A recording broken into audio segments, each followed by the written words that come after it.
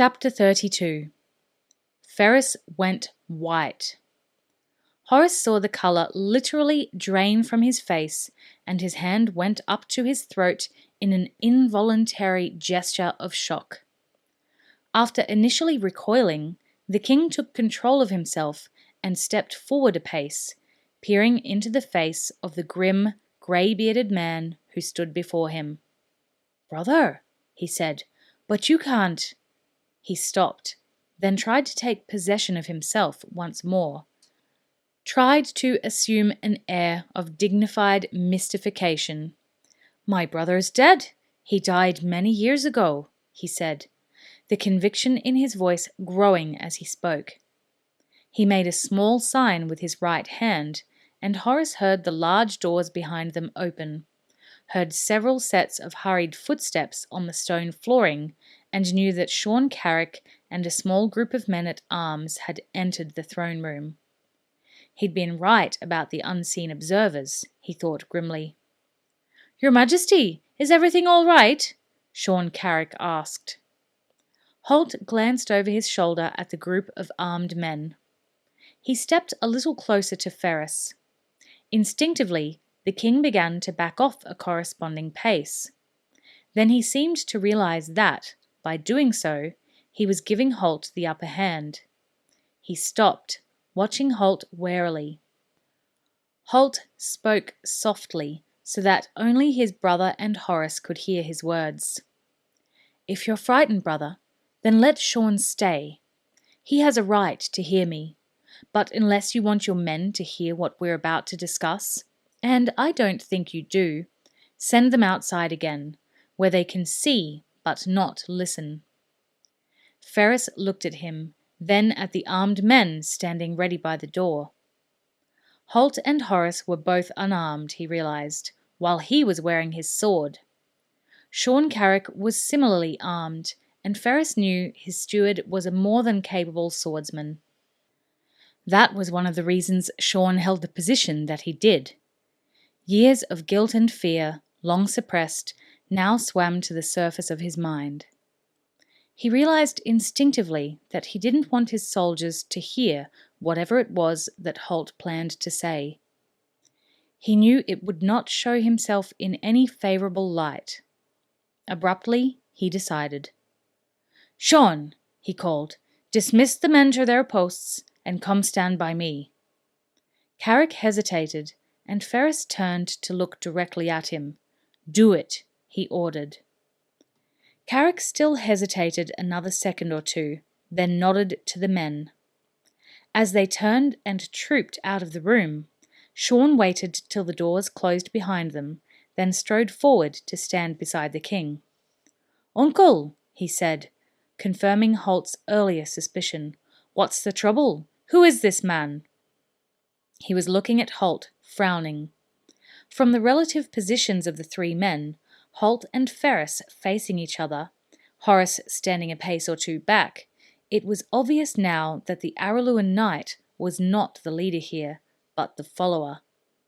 And now Sean had that same sense that he'd felt before, that there was something very familiar about the smaller man.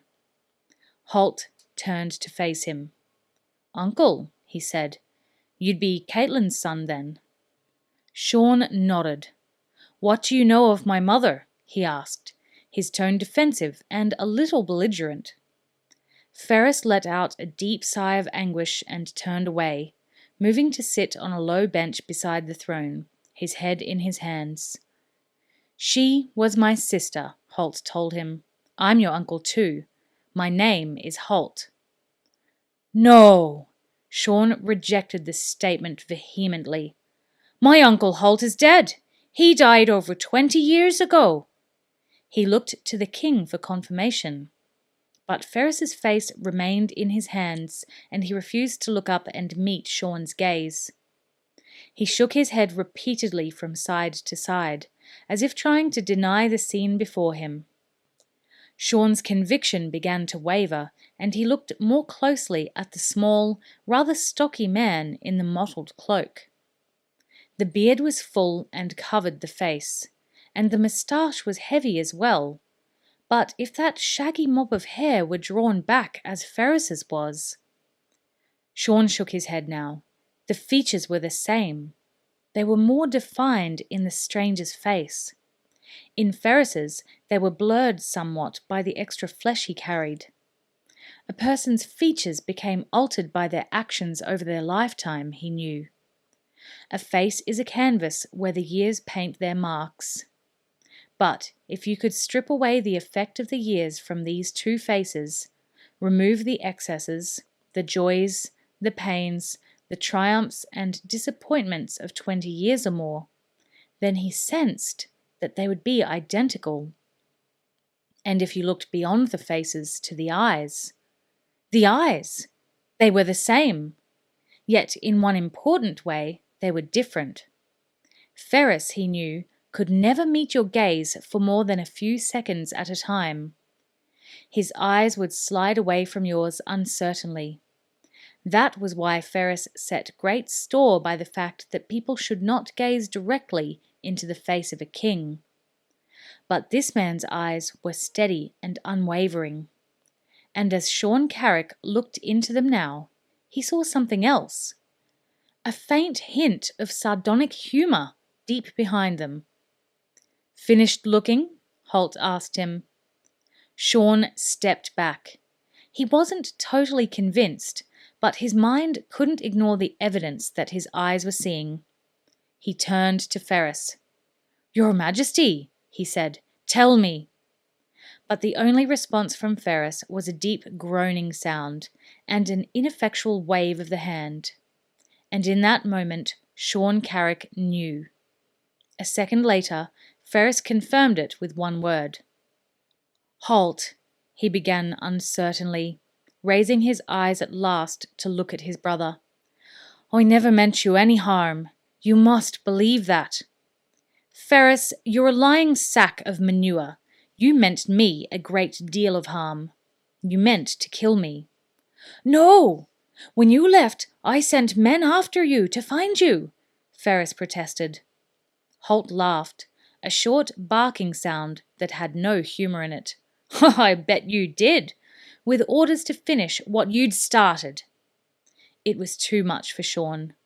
Nobody had ever taken such a tone with the king, and the habit of years now made him intervene.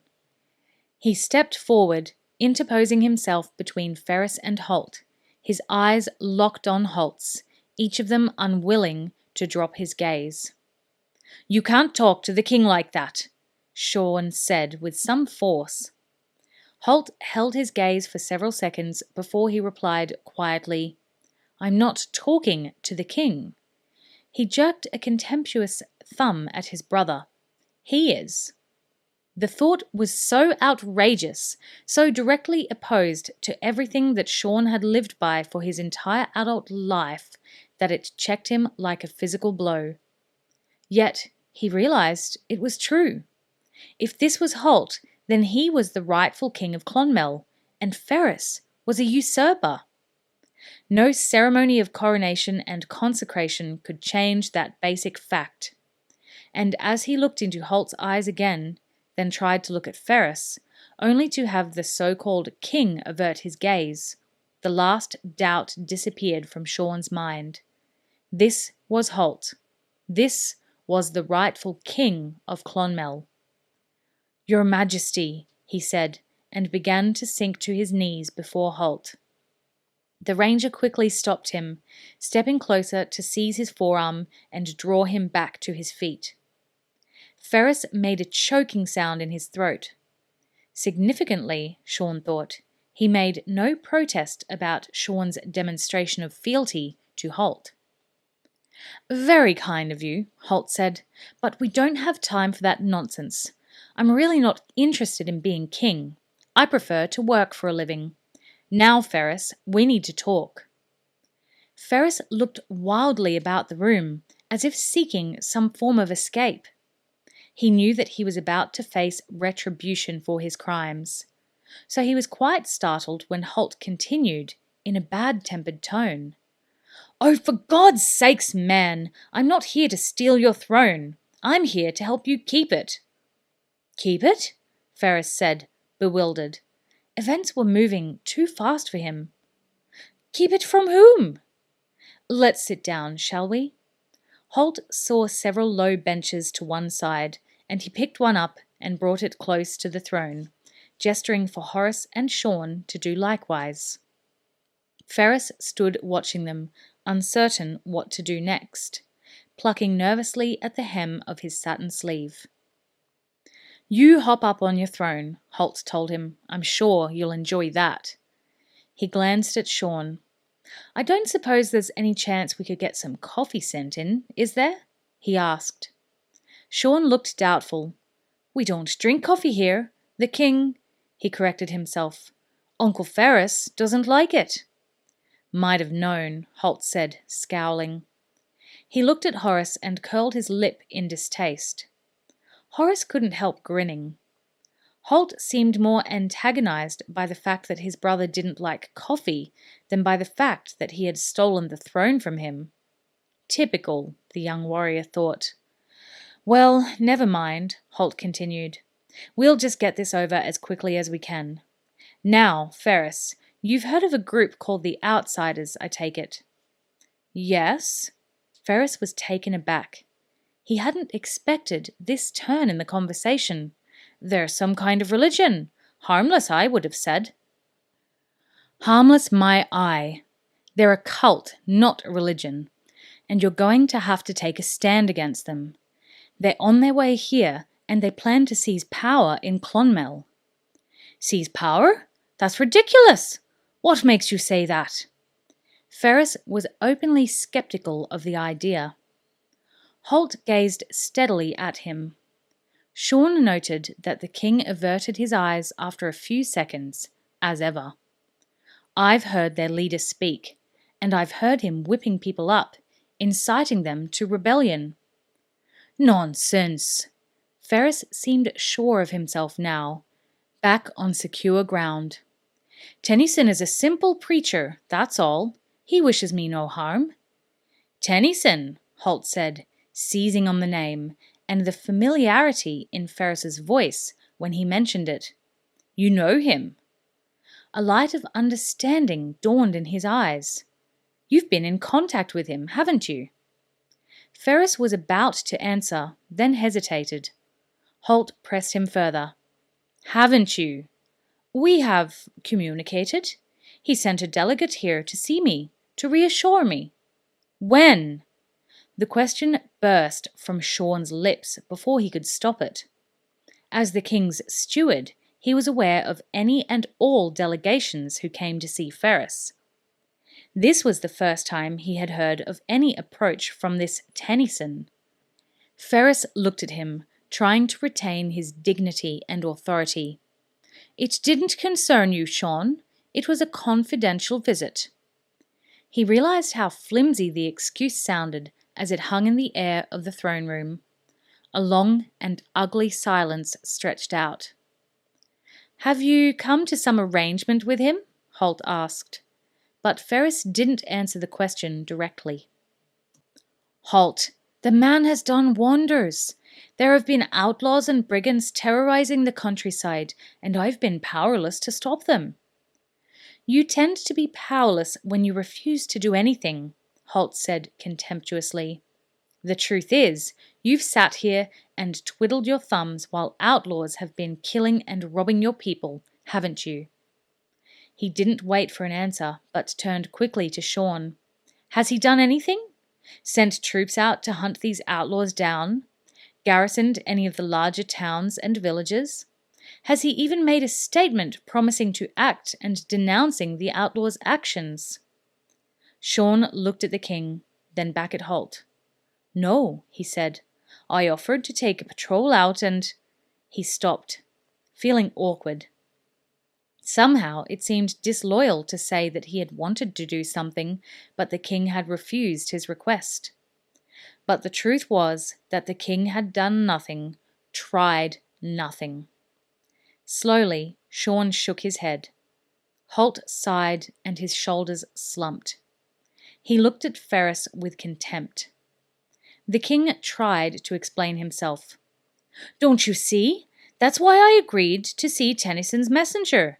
He can stop the outlaws. He can bring an end to the lawlessness. Because he controls them.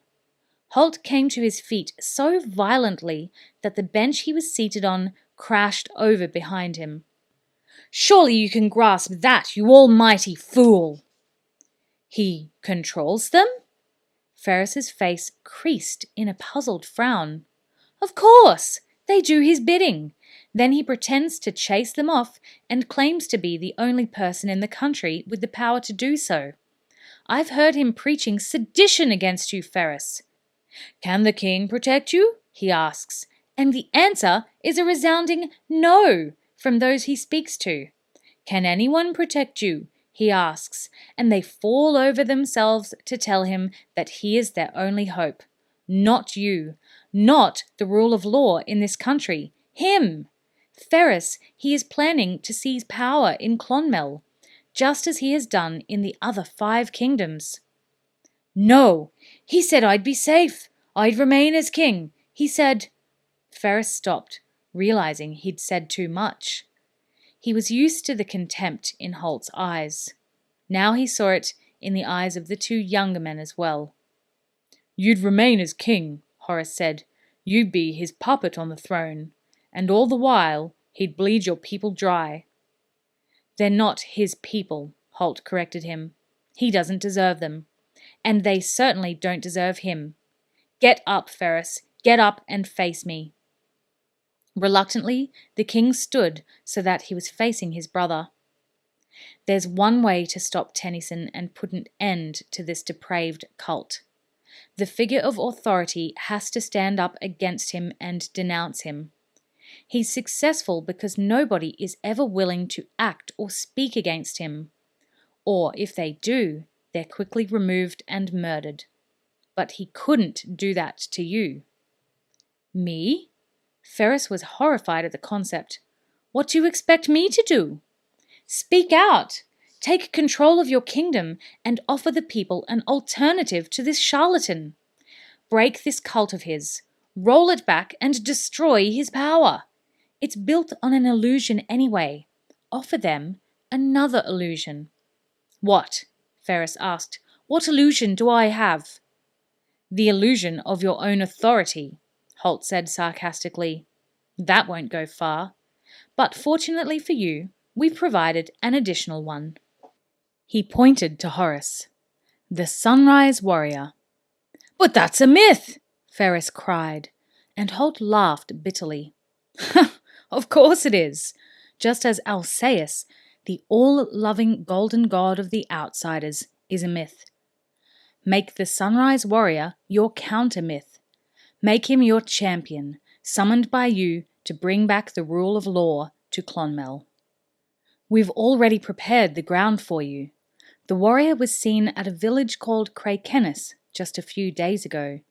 He wiped out a band of 300 outlaws. 300? Horace said, surprised. You're coming in a bit strong, aren't you, Halt? The ranger shrugged.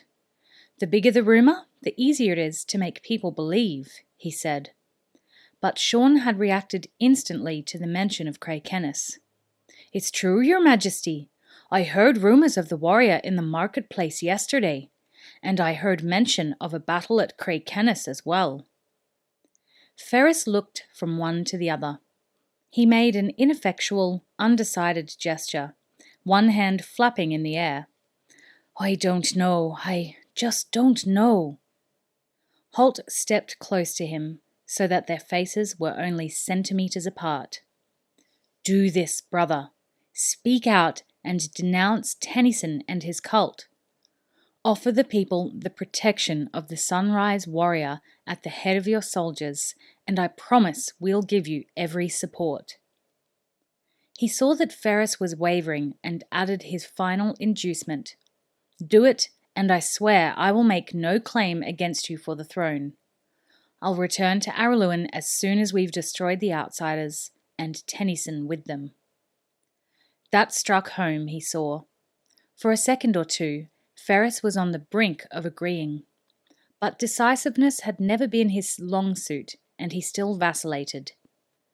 I need time to think about this. I need a few days. You can't just walk in here and expect me to. He hesitated, and Halt finished the sentence for him. Make a decision? No, I suppose that's a pretty foreign idea for you. All right, we'll give you a day. 2 days, Ferris replied instantly. Then, in a pleading tone, Please, Halt, there is a lot for me to take in here. Halt shook his head. The longer Ferris had to think about this, the more likely he would find a way to weasel out of his predicament. It was not impossible that he wouldn't try to contact Tennyson again. 1 day, he said firmly. His tone told Ferris that there would be no further discussion of the matter, and the king's shoulders slumped in resignation. Very well, he muttered.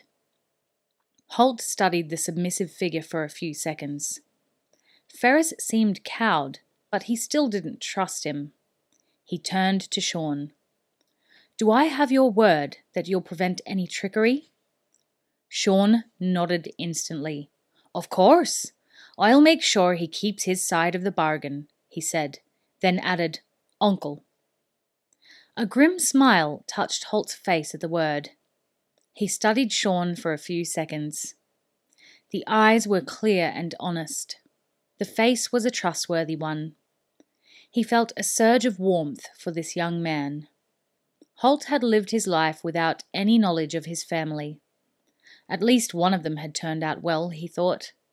Pity about the other one in the room with them. That's good enough for me. He looked back to Ferris. We'll be back at noon tomorrow for your answer. Let's go, Horace. They turned and walked towards the big double doors, their boot heels ringing on the flagstones. They were almost there when Ferris's cry stopped them. Wait, he called, and they turned to face him again. What if my answer is no? Halt smiled at him. At least it might have been called a smile. Horace thought it was closer to the way a wolf shows its fangs to an enemy. It won't be, he said.